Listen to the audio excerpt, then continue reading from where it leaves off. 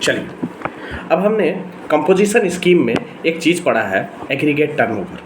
पहले aggregate turnover के बारे में बात कर लेते हैं, क्योंकि एग्रीगेट टर्नओवर का जो मीनिंग है वो बहुत इंपॉर्टेंट है और इसी को बेस लेकर के हम आगे सारा चीज़ कंटिन्यू करेंगे।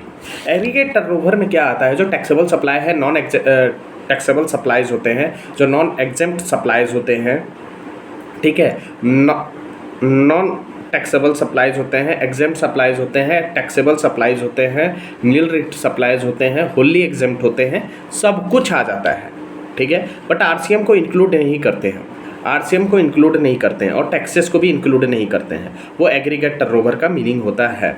बेसिकली आप दिमाग में बैठा है कि एग्रीगेट टर्नओवर का मतलब यही होता है, जो supplies in a all over the PAN basis पे, जो भी हुआ पेन बेसिस पे, ऑल इंडिया पेन बेसिस पे टोटली जो है उसको हम लोग बोलते हैं एग्रीगेट टर्नओवर।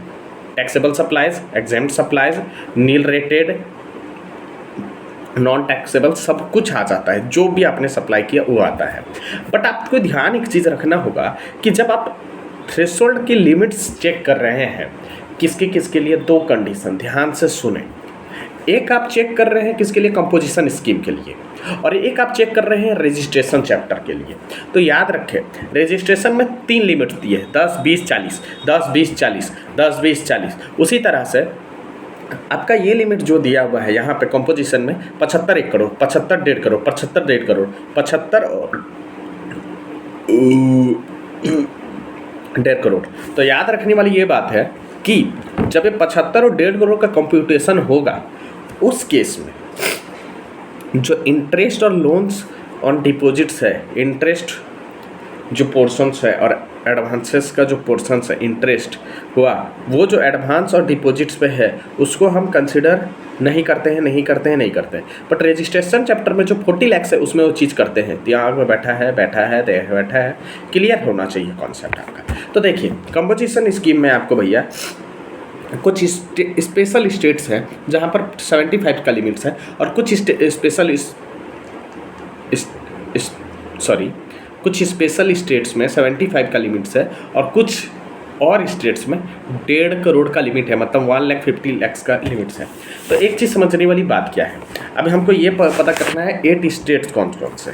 देखिए, 8 स्टेट्स में आसाम आता है, सिक्किम आता है, ठीक है, नागालैंड आता है, मिजोरम आता है, मेघालय आता है, त्रिपुरा आता है, ठीक है, आसाम सिक्किम हो गया था।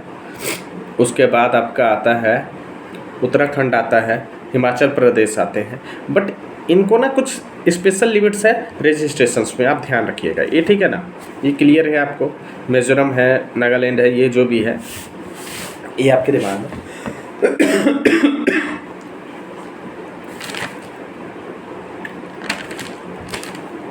ठीक है। वही 10(2)A में लिखा हुआ है कि कुछ स्पेशल लिमिट्स है। कितना स्पेशल लिमिट्स है? 50 लाख तक, बट सप्लाई ऑफ सर्विस होना चाहिए, ठीक है। जो चीज़ आपको कंपोजिशन स्कीम 10(1) में नहीं मिला था, तो वो यहाँ पर 10(2)A में आना चाहिए। बट 50 लाख तक होगा तभी होगा ये कंडीशन, ठीक है ना, इन ए प्रीसीडिंग फाइनेंशियल ईयर, ठीक है। अब देखिए, एक और चीज़ यहाँ दिया हुआ है, हमारे सर ने दिया है कि हमारे सर ये बोल रहे हैं रूल 32B के बारे में डिस्कशन करते हैं। ये सबसे पहले आप समझ लें, ये चैप्टर से कौन से चैप्टर से डील कर रहा है। ये चैप्टर वैल्यूएशन चैप्टर से डील कर रहा है। वैल्यूएशन चैप्टर में क्या बोल रहा है, ध्यान से सुनने वाली बात है।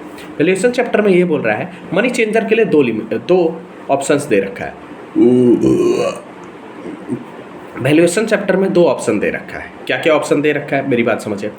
एक तो भैया फॉरेन करेंसी से फॉरेन करेंसी में जा रहा है, एक फॉरेन करेंसी से इंडियन करेंसी में जा रहा है। उसमें भी 2 भाग कर लीजिए, आप दिमाग में बैठा लीजिए, 2 भाग होती है। क्या 2 भाग होती है? एक भैया फॉरेन करेंसी से इंडियन करेंसी में आ रहा है, आरबीआई का रेफरेंस रेट अवेलेबल है, ये क्वेश्चन होता है, और आरबीआई का रेफरेंस रेट अवेलेबल नहीं है। तो आरबीआई का रेफरेंस रेट अवेलेबल है तो भैया इंटू कर लो, कैलकुलेशन करके निकाल लो, ये एक तरीका होता है।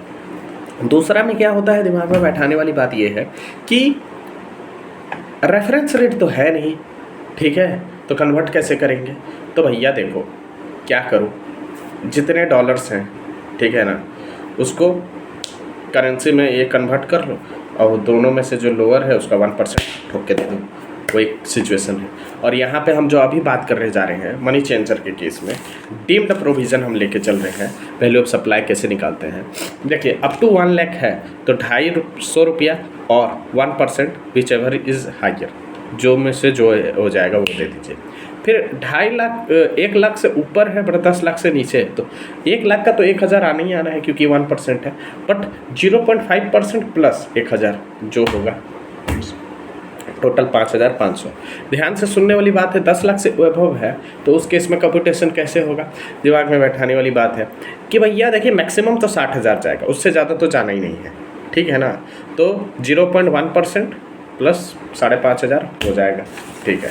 अब हम बात करते हैं सेक्शन 12 और 13, सेक्शन 12 और 13 के बारे में बात करते हैं। सेक्शन 12 और 13 में क्या लिख रखा है, देखिए टाइम ऑफ सप्लाई जब हम डिसाइड करते हैं, किस केस में कभी कभी क्या होता है हम एक्सेस 1000 से ज़्यादा दे सकते हैं, पैसा दे सकते हैं ना टेलीफोन चार्जेस के केस में, तो उस केस में क्या हो सकता है, it is at the option of the supplier, at the option of the supplier, वो चाहे तो भैया 1000 का ये टाइम ऑफ सप्लाई निकाले या ना निकाले उसके ऊपर है, ठीक है।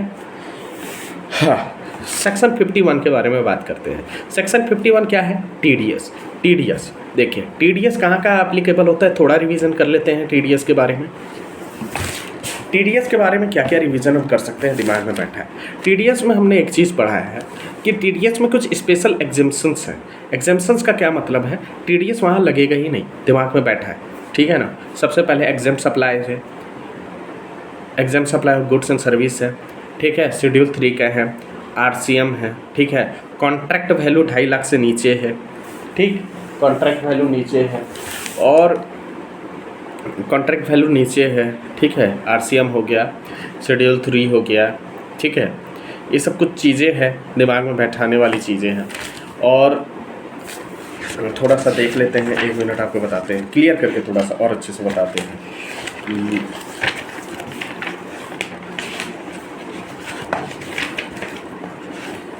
हाँ ठीक है ना।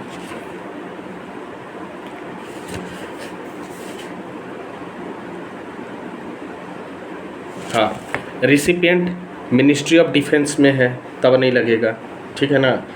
कंपनसेशन सेट से रिलेटेड है, सब पेमेंट जो हम दे रहे हैं अनरजिस्टर्ड को दे रहे हैं सप्लायर को, ठीक है। तो ये कुछ कुछ चीज़ें हैं दिमाग में बैठाने वाली है, आपको ये समझना होगा, ठीक है। और एक सबसे इम्पॉर्टेंट प्रोविज़ो में दिया हुआ है लोकेशन ऑफ सप्लायर, ध्यान से सुने, लोकेशन ऑफ सप्लायर और location of recipient in a state, ठीक है,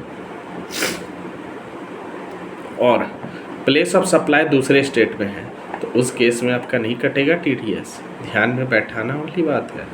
हम कहना क्या चाह रहे हैं, supplier in a state A and place of supply in a state A B and recipient in a state B. ध्यान से सुनें, ये थोड़ा स्पेशल प्रोविज़न है, इसके बारे में डिस्कशन करेंगे जब हम उस चैप्टर को पढ़ेंगे, ठीक है ना। तो कॉन्ट्रैक्ट का वैल्यू का मतलब होता है वैल्यू ऑफ सप्लाई से हम बात कर रहे हैं, ठीक है। हम सिर्फ वैल्यू ऑफ सप्लाई से बात कर रहे हैं। बट एक चीज़ याद रखिएगा, जब हम ई वे बिल का कॉन्सेप्ट पढ़ेंगे तो वहाँ पर इंक्लूडिंग जीएसटी के बारे में बात करेंगे, और वो भी टैक्सेबल ही सप्लाइज के बारे में बात कर रहे हैं, यहाँ भी टैक्सेबल सप्लाइज के बारे में बात कर रहा है। और एक हमने आईटीसी चैप्टर में भी आपको एक चीज़ बताया है रूल 86B के बारे में। रूल 86B वहाँ एप्लीकेबल होता है। पहला बात तो रूल 86B जो है मंथली के लिए होता है, जहां आपका taxable supplies in a month, taxable supplies in a month 50 lakh exceed कर रहा है। पहला चीज़ समझिए, एक्सीड कर रहा है 50 लाख से ज़्यादा, और उस केस में दिमाग में बैठाने वाली बात है कि 50 लाख को एक्सीड कर रहा है प्लस उसमें हमने माइनस करना होता है जो भी टोटल टर्नओवर है, हमको एक्चुअली में लेना टैक्सेबल सप्लाइज है। तो यहाँ टैक्सेबल सप्लाइज में कुछ स्पेशल मतलब पॉइंट से इसने डिस्क्राइब किया है। जो टोटल सप्लाइज है उसमें से आप एग्जाम सप्लाइज माइनस कर दीजिए और आप उसमें से 0 रेटेड सप्लाइज को माइनस कर दीजिए, जो बच जाएगा टैक्सेबल सप्लाइज है। अब वो 50 लाख से अबव है, एक्चुअली में वो 50 लाख से अबव है, तो भैया कटेगा क्या, वहाँ पे आपका क्या काट लिया, गवर्नमेंट ने ये काट लिया कि आपको बोल रहा है कि ITC दीजिए। क्या दीजिए, दिमाग में बैठाने वाली बात है कि आपको गवर्नमेंट बोल रहा है ITC दीजिए, 99% ITC यूज करिए और 1% कैश लेज़र यूज करिए, इलेक्ट्रॉनिक कैश लेज़र यूज करिए। ठीक है, क्लियर है। 50 लाख से ज़्यादा होना चाहिए। आप तो 50 लाख नहीं बोल रहे हैं, 50 लाख से ऊपर होना चाहिए। ये ठीक रहा आपको। तो TDS का भी कॉन्ट्रैक्ट वाला वैल्यू है, मैंने बता दिया, GST इंक्लूडिंग नहीं था। ठीक है ना, एक्सक्लूडिंग GST है। ठीक है, बट एक चीज़ सबसे इंपॉर्टेंट बता दें, TDS चैप्टर में एक चीज़ दिमाग में बैठाना पड़ेगा। TDS चैप्टर में एक चीज़ बहुत दिमाग से बैठाना पड़ेगा कि फिर जो TDS का कॉन्ट्रैक्ट वैल्यू 2.5 लाख से ज़्यादा है, बट पेमेंट वैल्यू कम भी होगा तो TDS कटेगा, और पेमेंट वैल्यू पे TDS कटता है।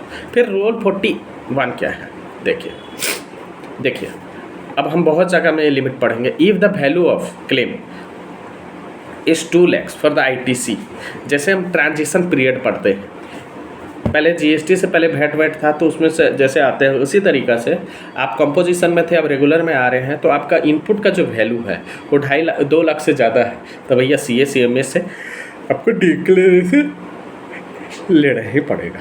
क्लियर है, ठीक है।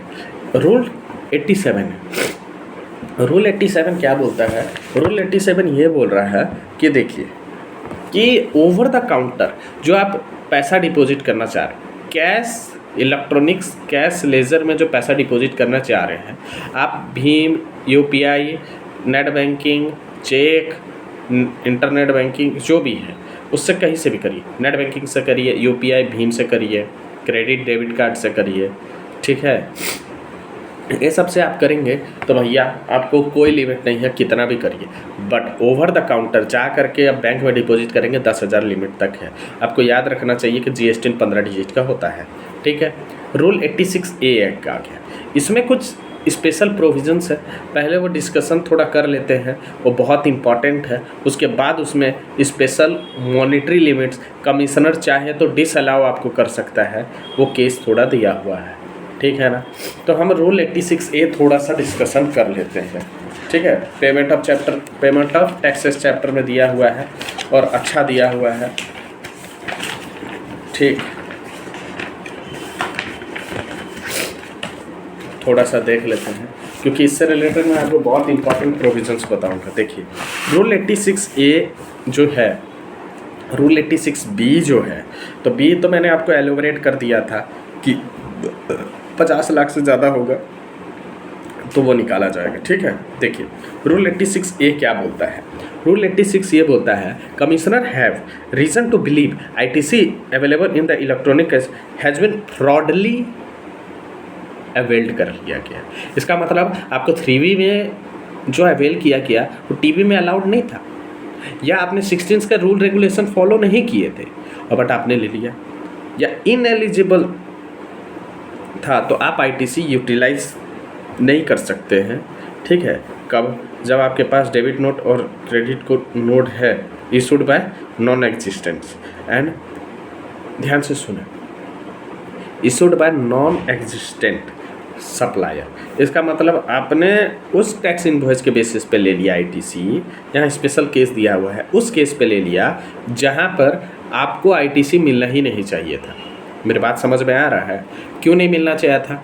जो सप्लायर है वो नॉन एग्जिस्टेंट है, वो अवेलेबल ही नहीं है। दिमाग में बैठ रहा है कि नहीं, बात बैठना चाहिए।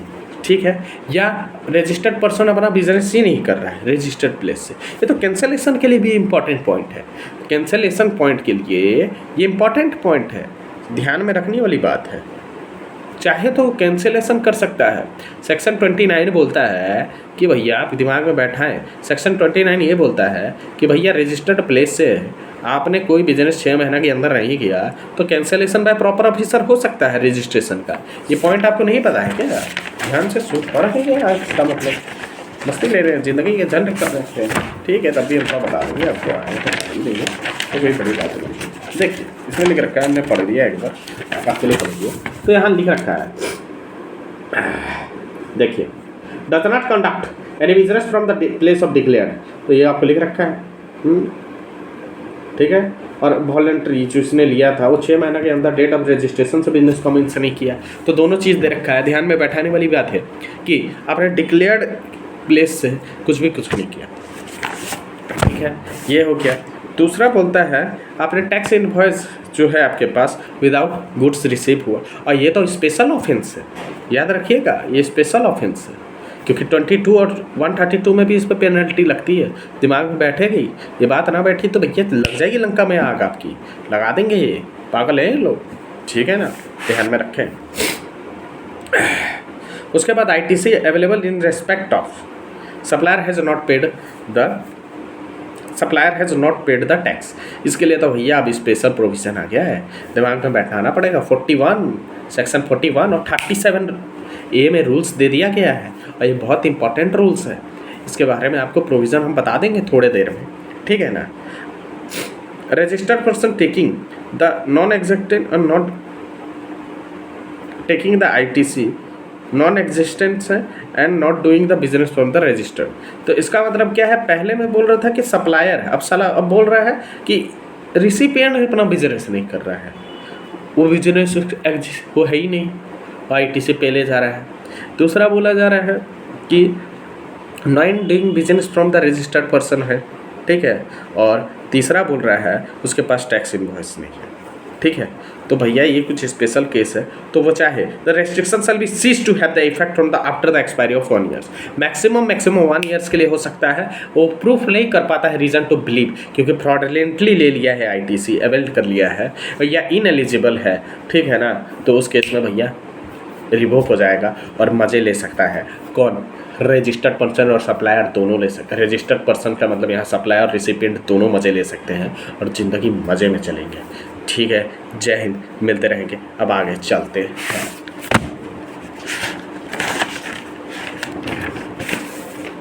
ठीक है ना। तो हमने रूल 87 के बाद 86A पढ़ा।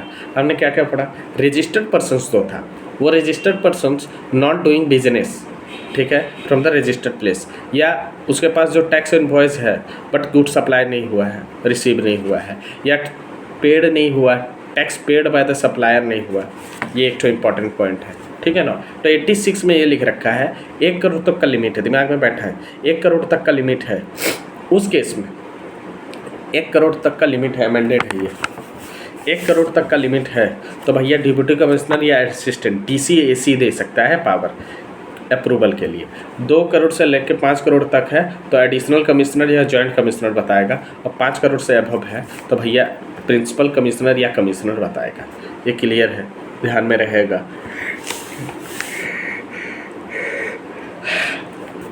तो हमने कुछ अप्पा का केस थोड़ा बता देते हैं आपको। देखिए अप्पा का केस में जो लिमिट्स है 100 करोड़ से ऊपर है तो भैया ₹1,00,000 है, ठीक,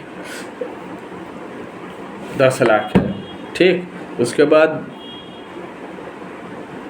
100 से 200 करोड़ है तो उस केस में 15 लाख है, और 200 करोड़ से अबव है तो 20 लाख रुपया फ़ी।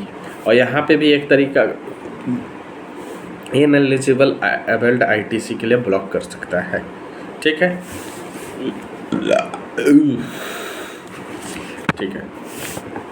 रूल 86B में बोलता है, मैंने आपको बता दिया था, ठीक है।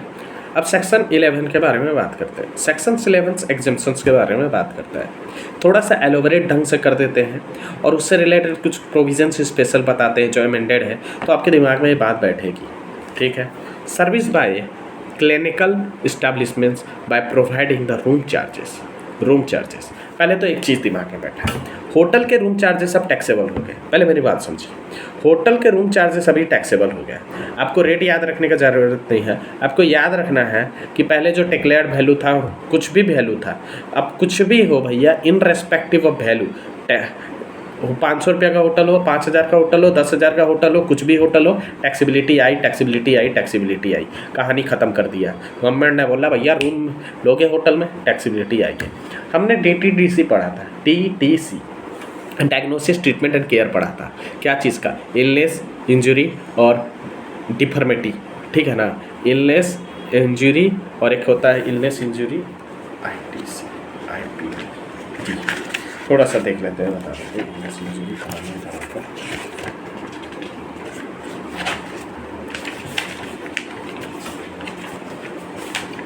देखिए, illness injury, pregnancy, deformity and abnormality. ध्यान से सुनिए, तो टीटीसी में जो केयर का पोर्शन होता है वो रूम रेंट से रिलेटेड होता है। तो आपको एक चीज़ पहले बता दें, देखिए इसमें दो भाग करिए, जो नॉर्मल रूम्स हैं और जो नॉर्मल रूम्स हैं और कुछ स्पेशल्स रूम है। स्पेशल रूम्स को तो अभी भी एग्जेम्पशन है, क्या क्या क्या, आईसीयू, आईसीसीयू, ठीक है ना, हुआ आईसीयू, आईसीसीयू, ठीक है, एनआईसीयू, ठीक हुआ, और सीसीयू।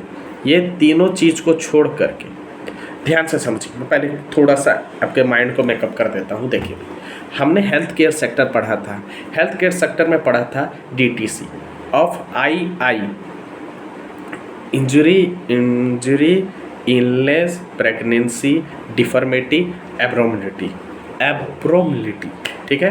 तो ये चीज़ होती है, क्या चीज़, treatment, diagnosis, treatment and care, ये 5 चीज़ की होती है। ध्यान से सुनने वाली बात है, ध्यान में बैठाएं भैया, हम जो बात आपको बता रहे हैं ये ध्यान में बैठाएं मज़ा लेने के लिए।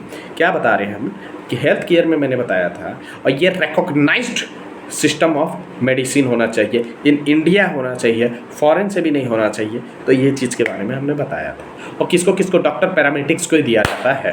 तो इससे रिलेटेड कुछ एग्जाम्पशंस थे जो डिलीट कर दिया गया, जो अब नाउ टैक्सेबल हो गए हैं, और कुछ स्पेशल एग्जाम्पशंस ला दिए गए हैं, और उसमें भी कुछ थोड़ा सा है। तो हम पहले केयर के बारे में बात करते हैं। तो सबसे पहले आप दिमाग में बैठाएं, 3 चीज़ को हम डिवाइड करते हैं। हम मान के चल रहे हैं 5,000 से लिमिट से कम है, अप टू 5,000 तक है, अप टू 5,000 तक है, तो कोई भी रूम रेंट हो नॉन टैक्सेबल, मतलब जीएसटी नहीं लगी होगी। अबव 5,000 है तो भैया जीएसटी लगेगी। पहले तो ये क्लियर हो गया। तो 5,000 से नीचे वाले एग्जाम्प्ट, 5,000 से ऊपर के एक भी रूम हो जाएगा, पर डे पर रूम है, तो टैक्सेबल हो जाएगा। उसके बाद बोल रहे हैं आईसीयू, आईसीसीयू, सीसीयू, एनआईसीयू, ये है, इन केस में भैया एक्सेप्शन दे दिया जाएगा। 5,000 का 10 लाख रुपया भी एक दिन का होगा, एक्सेप्शन दे देंगे, ठीक है। इससे रिलेटेड मैंने एक चीज़ आपको पढ़ाया था, service by the preservation of stem cell, cord stem cells था, वो अब टैक्सेबल हो गया, ये एक छो। फिर मैंने आपको बताया था कि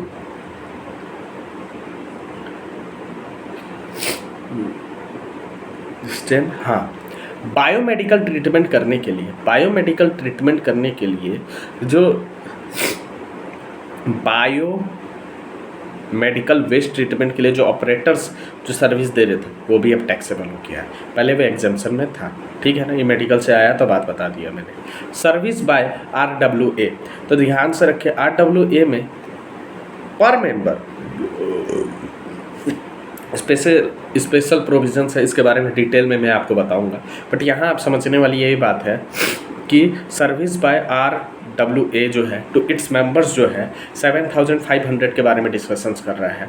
तो ध्यान से रखने वाली ये बात है कि 7,500 for the source of goods and services for the common use are exempt. इसका मतलब ये है, तो पहले देखिए मेरी बात सुनिए, जो 7,500 लेके आ रहा है, क्या लेके आ रहा है, लिमिट्स लेके आ रहा है। 7,500 जो लिमिट्स लेके आ रहा है पर डे पर मेंबर, सॉरी पर मेंबर है, ठीक है ना।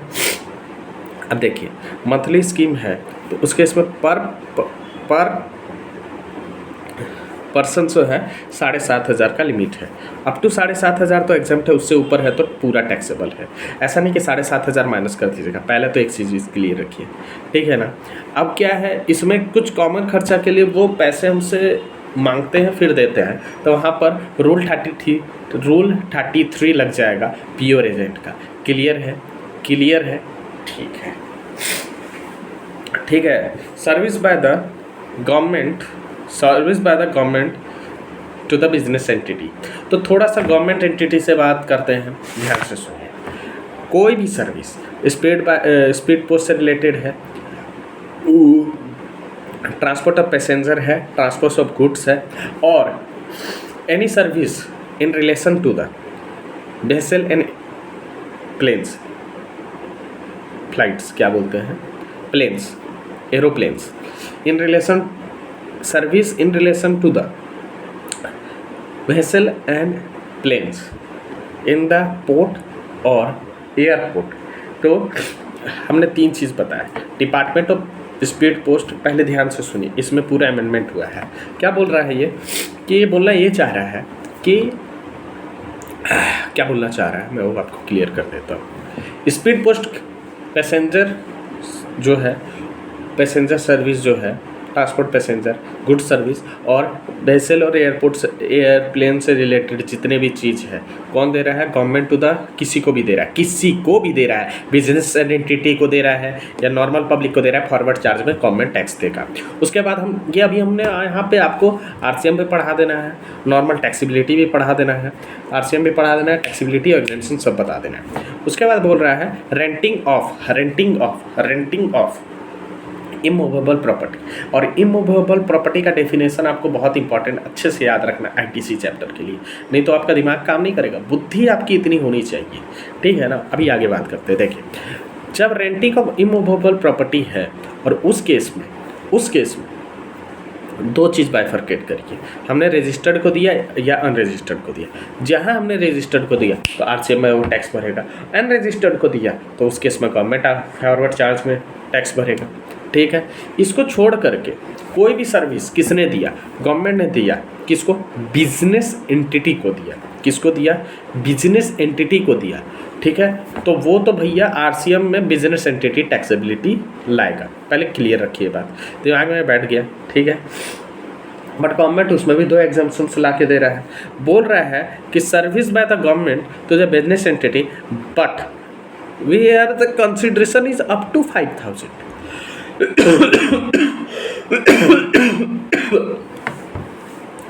अप टू द 5,000 है, तो उस केस में 5,000 है, तो उस केस में आप यहाँ में बैठाने वाली बात ये है कि 5,000 तक है तो एग्जाम्प्ट कर दे रहा है। बट याद रखिएगा, स्पीड पोस्ट वाले केस में 5,000 का ठोक मत दीजिएगा, नहीं तो लग जाएंगे आपके, ठीक है ना। Service by the acquiring bank to the any person for the settlement up to 2,000 by credit card. अब ध्यान से याद रखिएगा, ये अभी रुपए कार्ड क्रेडिट कार्ड वाला और जो ये एग्जाम्पशन लिमिट है 2,000 वाला है, ऐसे एक तो रुपए कार्ड को मिनिस्ट्री ऑफ इंफॉर्मेशन टेक्नोलॉजी जो है, एक बार देख के बता देते हैं, प्रमोट करने के लिए आया था। तो हाँ देखिए, एक स्कीम आया 2013 में, वो सर्कुलर के थ्रू आया, incentive paid by the ministry of electronics and information technology to acquiring bank under the scheme, ठीक है ना। वो कोई सब्सिडी माना जाएगा और टैक्सेबिलिटी नहीं आएगी, ठीक है। चलो, service by the life micro insurance product approved by the IRDA, ठीक है। Maximum over the cover of 2 lakhs is exempt. ध्यान में रहेगा एक चीज़ कि आप लोग चीज़ को समझने वाली बात यह है कि जो थोड़ा सा IRDA का नाम आया है, IRDA, तो IRDA के बारे में थोड़ा सा बात कर लेते हैं। ध्यान में बैठाने वाली बात क्या क्या है, देखिए, गवर्नमेंट ने कुछ स्पेशल प्रोविजंस ला करके ख़त्म कर दिया एग्जाम्पशन, जैसे RBI की सर्विसेज ख़त्म कर दी, से भी IRDA को टैक्सेबिलिटी ले आया, ठीक है। GTA में भी 1,500 750 का लिमिट ख़त्म कर दिया उसने, ठीक। होटल को ख़त्म कर दिया, ठीक। उसके बाद GST हो गया, से भी हो गया, IRDA हो गया,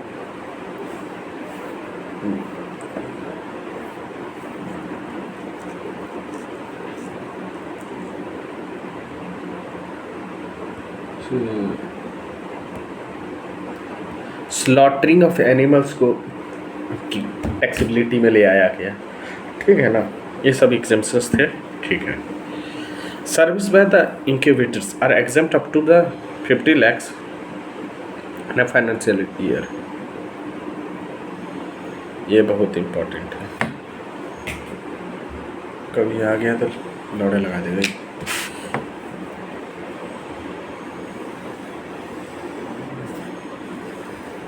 ये बहुत इंपॉर्टेंट है, एक एक लाइन पढ़ के बताता हूँ। Service by incubate are exempt up to the turnover of 50 lakhs plus in a financial year provided its turnover is more than less than or equal to 50,000 in a financial year and date of agreement is not less from the 3 years। ध्यान से सुने, इसको meaning समझा देता हूँ, बहुत important है। जो सर्विस बाय इंक्यूबेट्स है, ठीक है, इंक्यूबेटर होता है तो इंक्यूबेट्स है, तो यहाँ पे एग्जेम्प्ट है। आपका टर्नओवर 50 लाख से नीचे होना चाहिए इन ए फाइनेंशियल ईयर, और जो डेट ऑफ एग्रीमेंट है वो जो भी डेट ऑफ एग्रीमेंट है उस दिन से लेकर के जब तक 50 लाख हो रहा है वो 3 साल के अंदर होना चाहिए। वो 3 साल ख़त्म हो गया है तो उस केस में आपको एग्जम्पशंस नहीं मिलेगा, ठीक है। हमने ये भी पढ़ा है सर्विस बाय द आर्टिस्ट, ठीक है, और class artist in folk and classic art और डांस हो सकता है थिएटर में up to 50 lakhs, up to 1.5 lakh तक। ब्रांड एम्बेसडर है तो टैक्सेबल हो जाएगा।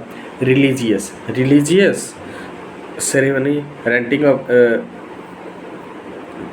रिलीजियस प्लेस है, ठीक है। अब ध्यान से सुनिए,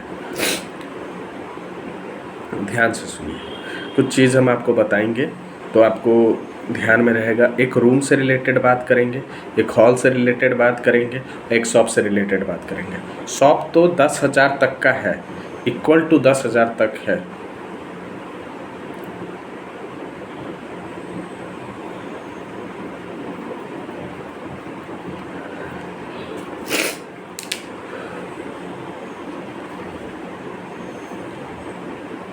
हाँ, देखिए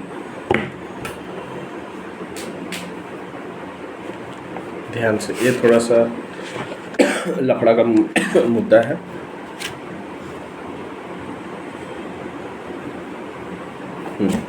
ध्यान से, बहुत इम्पोर्टेंट है। 3 चीज़ समझिए, एक रूम्स के बारे में बात कर रहे हैं, एक हॉल कम्युनिटी हॉल्स के बारे में बात कर रहे हैं, ठीक है, ओपन एरिया के बारे में बात कर रहे हैं, और शॉप्स के बारे में बात कर रहे हैं।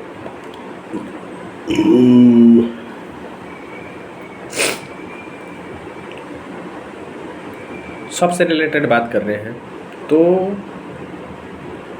शॉप से रिलेटेड बात कर रहे हैं, एग्जाम्पशन खत्म करके थोड़ा सा रिलैक्सेशन करते हैं, ठीक है ना।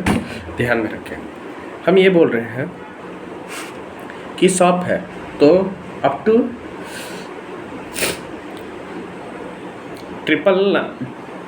499 है तो टैक्सेबल नहीं है, 10,000 से ऊपर हुआ तो टैक्सेबिलिटी आ जाएगी, याद रखेंगे। पर मंथ का है, और प्रीमाइसेस जो है ऊपर